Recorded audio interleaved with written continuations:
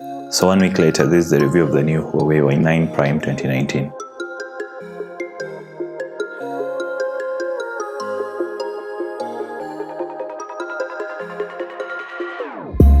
Whenever your heart is broken, don't ever forget you're golden.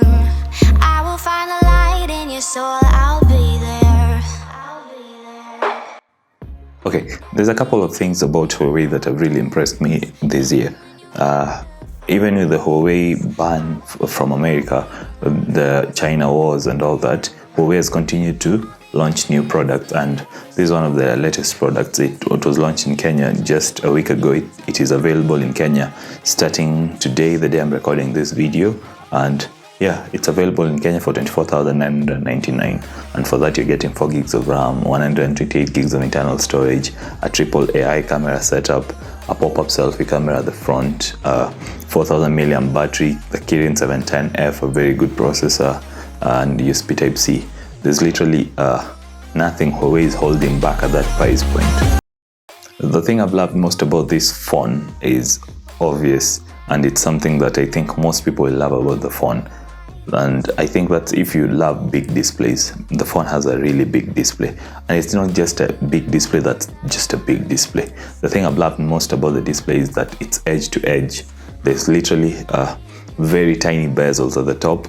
It's only the bottom bezel that's quite big, but that's like excusable. It's immersive, so when I'm watching content, when I'm playing games, when I'm reading, even a simple thing as reading, it looks very good with this phone because of the edge-to-edgeness of the display. I really enjoyed using this display, and I know the Huawei P30 Lite display is better in terms of color reproduction and saturation and quality, but I will pick this phone over the Huawei P30. If I were to interact with both and told to choose one, I will pick this because gaming on it is way good because of the immersiveness of the display. Reading on it is enjoyable because of that display, and it's bright outdoors. It just looks good. Watching videos on it, it sort of gets you feeling like you're really into the content you're enjoying, and that's a good thing. That's like the best thing for me about this phone. But talking about the best thing and the big display, I know most people are thinking about the battery immediately. How does the battery fare on such a huge display, a bright display, a full HD display? And I think Huawei is known for good battery.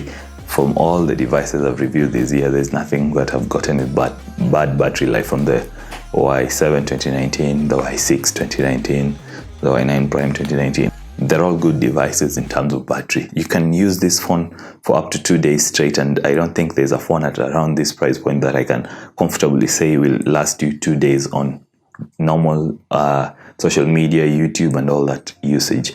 This phone has good battery life. But in the same breath of battery life, let's talk about the charging.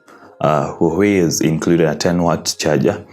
I'd expected an 18-watt charger, but I have the 18-watt charger from the P30 Lite. So that's the charger that I normally use. The 10-watt charger is slow. It will take about 2 to 2.5 hours to charge it fully. The 18-watt charger will take about 1 hour 15 minutes, 1 hour 30 minutes to charge it to full. So I prefer using the 18-watt charger. Just know it will take you quite some time to charge it, but it will take you a very long time to drain it. On performance, the Kirin 710F is a good processor. It's a really good processor. It's improved from the normal Y9 2019. This is the Prime version. So you expect a slight bump in processing speeds in gaming and all that. Tasks will respond very quickly. Apps will respond very quickly. It's a good processor. That's final. The thing that I don't really like about Huawei, for over all the devices I've used that are from Huawei, is that Huawei tries to get the most out of its battery, so that when you switch off the display, when the phone is resting, it will close the background apps, and every time you try and go back to the app you previously had, it will have to restart. That can be sort of a bad thing for a couple of people, but if you do not mind that, it's a good thing for you because it gets you the longest battery life from a normal battery size phone.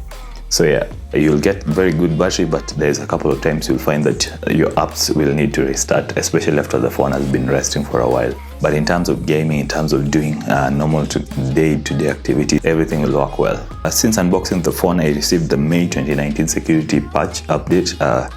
Huawei has promised that all their Android devices will continue to receive security updates and other updates.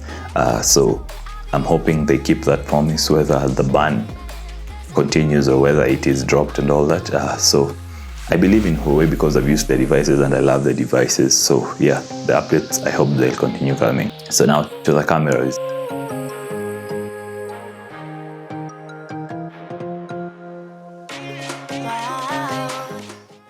There's one thing I really don't like about Huawei phone with their cameras. It's the softness of the images.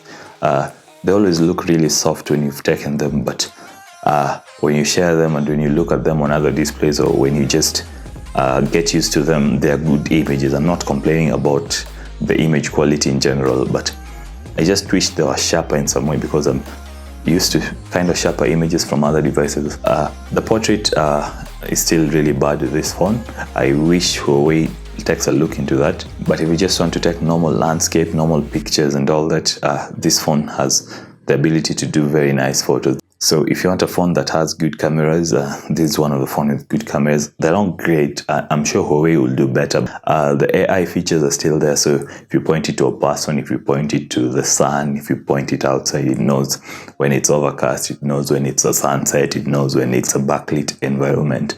It just understands the environment and sort of adjusts the settings to take the best photos in different conditions. And that's a good thing if you put the AI mode on. When you launch the front camera, it's default on portrait and beauty mode, which is a bad thing because beauty mode just makes photos look weird. But if you love beauty mode, you can leave it at that.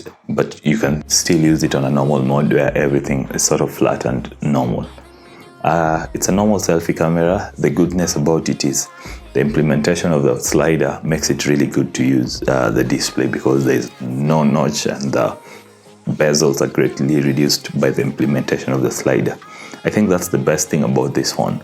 There's a sliding up camera that gives you a full display. Huawei has said they've tested the sliding mechanism for up to over 100,000 opens and closes. So it's tested to last long. So even for over 3 years of use, your camera sliding mechanism will still be there. Something that I've loved about the sliding mechanism is that when you drop the phone, it will slide back in, and it will tell you it went back in because it noticed the phone was dropping. So you don't be scared that if you drop your phone, it can break the sliding camera and all that. No, it won't happen. Immediately it notices a fall, it slides back in. Something I've also noticed is if you press it back in, it will go back in automatically and close the camera up. So if you have a kid and they try and press it back in, it will just slide back normally. Another thing I've noticed is Huawei have been sort of very careful with the space around the sliding mechanism, so there's no space for dust, so you shouldn't be worried of dust getting in and stopping the sliding mechanism from working. So it's well engineered, and I like that Huawei put some engineering effort into a budget phone. It's not like very budget, but it's among the budget phones. So yeah, the performance is very good, the display is very good, the camera's pretty good, the overall camera mechanism with the pop-up camera is also really well engineered and well done. Yeah. I think this is a good device. It's well priced. I think it's good value for money, and I think there's literally nothing around 25 to 35 or even to 40,000 that I could compare it with in terms of just the overall value for money. Huawei has really done a good job with offering this device that's at the bottom end of 25 to 40, but also the best in terms of value for money. Because if you think about the Oppo F11 Pro, it's very expensive, almost the same specs. What are your thoughts on the new Huawei Y9 Prime 2019? What do you think about Huawei? What do you think of the future of Huawei? And yeah, tell me down in the comments and subscribe.